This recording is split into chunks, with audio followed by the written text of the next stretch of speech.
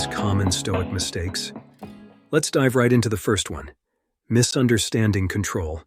Stoicism, an ancient philosophy founded in Athens, has a foundational principle that many of us often misunderstand: the concept of control. The Stoics believed that one's peace of mind is directly linked to focusing on what we can control and letting go of what we can't. Sounds simple, right?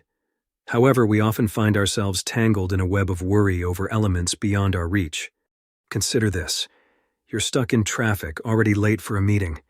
Your pulse races, your mind whirls with the possible consequences. But wait, what can you actually control in this situation? Can you make the cars in front of you vanish, or control the ticking of the clock? No.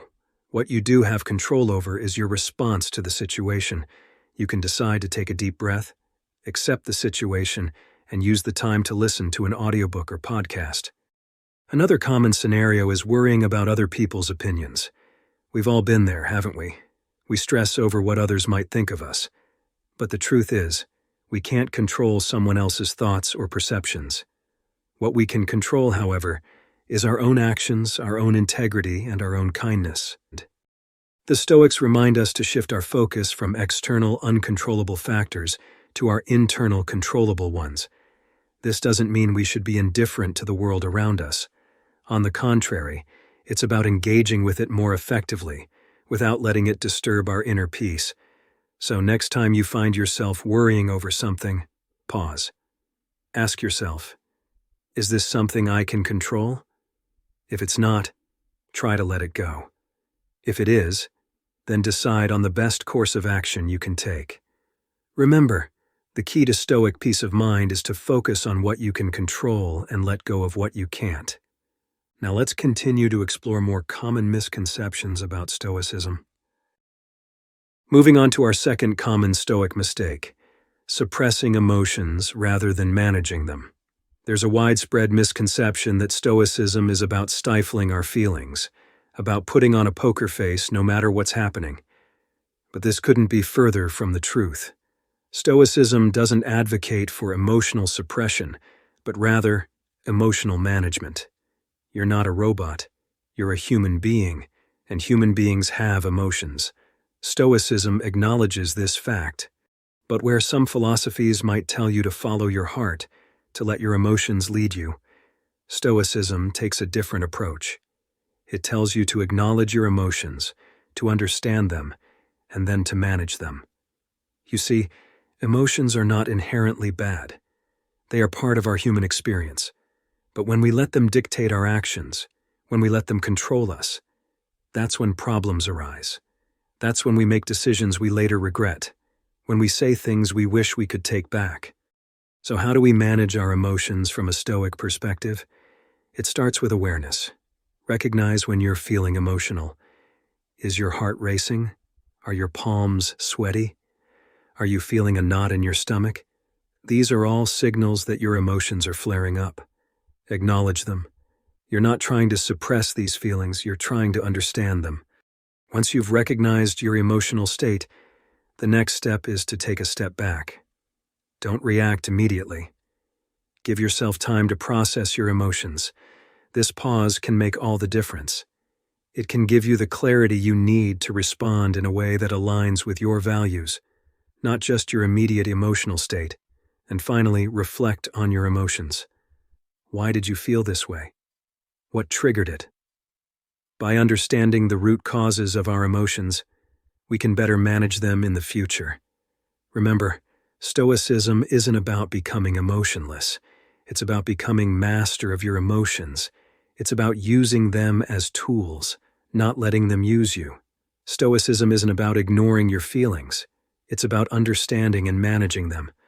The third Stoic mistake we're tackling today is the belief that Stoicism promotes apathy. This couldn't be further from the truth. Stoicism, in fact, encourages a deep engagement with the world, but with a mindful and measured approach. Let's consider some of the great Stoics. Marcus Aurelius, a Roman emperor, didn't sit idly by in his palace. He was a man of action, leading his empire through numerous crises. Seneca, a prominent Stoic philosopher, was also a statesman and a dramatist. These individuals were far from apathetic. They were deeply involved in the world around them, but they engaged with it in a way that was consistent with Stoic principles. So what does a Stoic engagement with the world look like? It's about maintaining emotional resilience, while also exhibiting compassion and understanding. It's not about withdrawing from the world, but rather about navigating it with wisdom and equanimity. Imagine you're standing by a river. You could choose to jump in and be swept away by the current, becoming overwhelmed by the world's problems and your own emotions. Or you could stand on the bank watching the water flow by, dispassionate and disconnected. Both approaches are extremes. Stoicism suggests a middle path. It's like stepping into the river but planting your feet firmly on the riverbed. You're in the water, you're feeling its force, but you're not being carried away by it. You remain calm and composed, able to respond to the world around you with measured thought and action. This is the Stoic balance between emotional resilience and compassionate engagement. It's not about being unaffected or uncaring, but rather about maintaining a sense of peace and stability amid the turbulence. It's about acknowledging the world's problems and your own emotions, but not being controlled or overwhelmed by them. So the next time you think about Stoicism, remember this. Stoicism isn't about being indifferent to the world, but about engaging with it in a mindful and compassionate way. Our fourth Stoic mistake: ignoring the role of virtue. Now let's delve into this crucial aspect of Stoicism that is often overlooked. Virtue, the highest good in Stoic philosophy, is not just an accessory to the practice, but rather the very foundation upon which it stands. The four cardinal virtues of Stoicism, wisdom, courage, justice, and temperance, are not mere abstract concepts. They are guidelines for action, compasses that direct us towards leading a fulfilled and tranquil life. However, a common mistake is to focus solely on Stoic practices such as understanding what is within our control or managing our emotions, without incorporating the pursuit of virtue. This is akin to learning to swim without ever getting into the water. You might understand the theory, but you're missing the essence of the practice. So, how do we align our actions with Stoic virtues? Let's break it down. Firstly, wisdom. This isn't just about knowledge, but about understanding the nature of things, discerning what is good, bad, and indifferent. It's about making rational decisions and choosing to act or not act based on that understanding. Next, we have courage. This is not just physical bravery, but moral courage. The courage to stand by what is right, even when it's difficult. The courage to face our fears, our challenges, and our failures with grace and resilience. Then there's justice.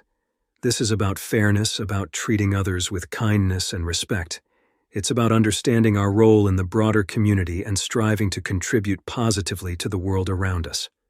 Finally, temperance, the virtue of self-control, of moderation. It's about not being swayed by our desires or fears, but keeping a balanced perspective. And remember, the goal is not perfection, but progress. Each day we strive to be a little wiser, a little braver, a little more just, and a little more self-controlled than we were yesterday. Remember, Stoicism isn't just about peace of mind, it's also about living a virtuous life. Our final Stoic mistake for today: misinterpreting Amor Fati, or the love of fate. To delve into this, we first need to understand what Amor Fati truly means. Derived from Latin, it translates to a love of fate. But it's not just about accepting what life throws at you.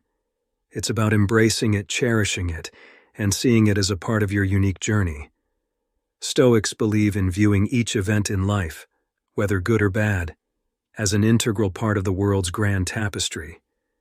However, a common mistake we often make is to equate Amor Fati with fatalism. Fatalism suggests a passive acceptance of events, implying that we're mere puppets in the hands of fate. But Stoicism, and by extension Amor Fati, is far from this defeatist perspective. In fact, it's quite the opposite. In the Stoic sense, Amor Fati is about actively engaging with our circumstances. It's about recognizing that while we can't control everything that happens to us, we can control our reactions to those events. It's not about being resigned to our fate, but rather seeing every challenge as an opportunity for growth. Take, for instance, the story of Thomas Edison. When his lab was destroyed by fire, he didn't mourn over the loss. Instead, he saw it as an opportunity to rebuild, to start anew. This is a prime example of Amor Fati in action. It's about turning adversity into advantage, transforming obstacles into stepping stones. So how can we cultivate this positive attitude toward life's challenges? Start by reframing your mindset. Instead of seeing difficulties as insurmountable hurdles, view them as catalysts for growth and self-improvement. Learn to love everything that happens to you, because every event serves a purpose in shaping you into the person you are meant to be. So remember, Amor Fati is not about surrendering to fate, but rather embracing it. It's about acknowledging that everything, including our challenges, is a part of our journey. It's about loving life in its entirety, with all its ups and downs. Embracing your fate doesn't mean being passive, but rather seeing every challenge as an opportunity for growth. So are you making these Stoic mistakes? As we've explored today, Stoicism is often misunderstood. It's not about suppressing emotions, but managing them. It's not advocating apathy, but encouraging a balanced engagement with the world. It's not ignoring virtues, but emphasizing their importance. And it's not about resisting fate, but embracing it with a positive attitude. Remember, Stoicism is a tool for living a more mindful, resilient, and virtuous life. Keep these common mistakes in mind as you continue your Stoic journey.